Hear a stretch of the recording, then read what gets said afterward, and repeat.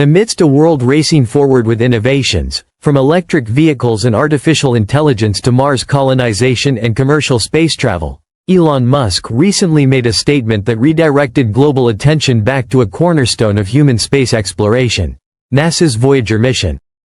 While the world gazes at the future of space travel, Musk reminded us of two spacecraft from the past that continue to journey boldly into the unknown. When Elon Musk was just 6 years old, NASA launched Voyager 1 and Voyager 2, two robotic emissaries destined to explore the outer planets and then drift beyond the reach of the Sun.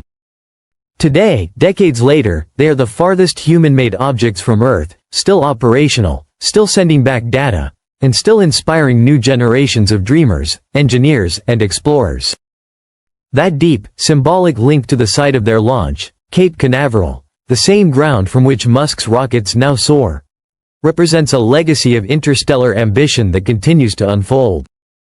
At the time of their launch in 1977, no one could have predicted how far they would travel or how long they would last. The initial goal was modest by today's standards: perform detailed flybys of Jupiter and Saturn, and if possible, keep going. But what followed was a scientific odyssey that exceeded even NASA's most optimistic projections. A major reason the mission was even feasible was due to a rare planetary alignment that occurs only once every 176 years. This lineup of Jupiter, Saturn, Uranus, and Neptune created a gravitational highway across the solar system. Ingeniously, NASA engineers, led by Gary Flandreau at the Jet Propulsion Laboratory, devised a plan to use each planet's gravity to slingshot the spacecraft forward, dramatically increasing their speed and altering their trajectories. Without this maneuver, reaching Neptune would have taken over 30 years. Thanks to this technique, Voyager 2 made the trip in just 12. To capitalize on this rare opportunity, NASA constructed two identical spacecraft. Each was about the size of a small car and contained a surprising blend of simplicity and sophistication. Their computer memory? Just 69 kilobytes, less than the data on a single image from a modern smartphone. Yet these machines were equipped with magnetometers, cosmic ray detectors, plasma instruments, ultraviolet spectrometers, and cameras designed to capture full-color images from unimaginable distances. Powering these instruments were three radioisotope thermoelectric generators, RTGs, each filled with plutonium-238. As the plutonium decayed, it produced heat, which the RTGs converted into electricity. At launch, each spacecraft generated about 470 watts, a small amount of power by earthly standards, but enough to run essential systems. Over time, the output has diminished, forcing NASA to gradually shut down non-essential components to conserve energy. And yet, both Voyagers are still alive, over 45 years later. Voyager 1 began its grand tour in March 1979 with a close encounter at Jupiter. Voyager 2 had passed by earlier. Their arrival marked a turning point in our understanding of the gas giant. Before Voyager, scientists thought Jupiter's moons were lifeless, frozen relics. Voyager proved them wrong.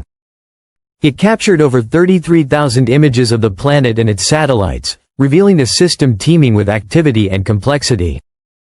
Chief among the surprises was Io, one of Jupiter's largest moons.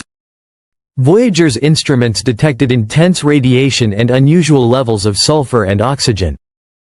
Then, in one of the mission's most iconic moments, cameras revealed volcanoes erupting in real time.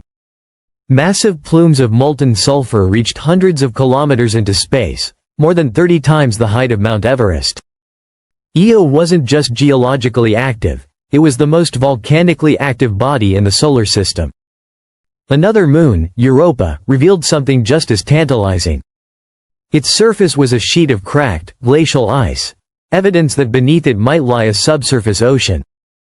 Though Voyager couldn't confirm it, the discovery opened the door to decades of speculation about extraterrestrial life beneath Europa's icy crust. Beyond Jupiter, Voyager 1 continued to Saturn, photographing the iconic ring system in extraordinary detail. It passed by Titan, Saturn's largest moon, and used its instruments to peer through its thick orange haze. What it found was startling: an atmosphere composed largely of nitrogen, laced with organic molecules. Titan was suddenly more than a moon, it was a window into early Earth-like chemistry. While Voyager 1 began its climb out of the ecliptic plane and toward the edge of the solar system, Voyager 2 pressed deeper, becoming the only spacecraft to visit both Uranus and Neptune. In 1986, it reached Uranus and found a strange, pale blue world with a magnetic field tilted sharply from its axis, giving it a chaotic internal structure. Voyager discovered 10 new moons, measured the planet's temperature, and studied its rains. 3 years later, in 1989, Voyager 2 flew past Neptune, coming within 3,000 miles of the cloudtops.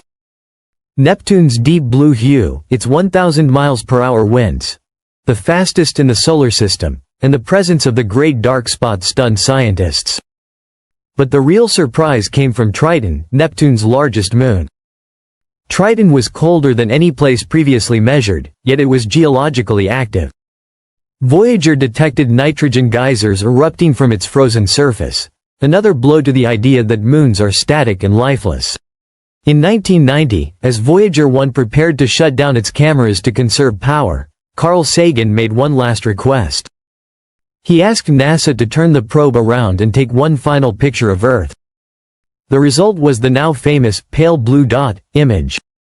From 3.8 billion miles away, Earth appeared as a tiny speck, less than a pixel wide, floating in a beam of sunlight. That image became one of the most iconic photographs in human history, a silent yet powerful reminder of our place in the universe. As Sagan later wrote, "Look again at that dot. That's here. That's home. That's us." Today, both Voyager spacecraft are drifting through interstellar space. Voyager 1 officially crossed the heliopause, the boundary of the Sun's influence, in August 2012, becoming the first human object to do so. Voyager 2 followed in November 2018.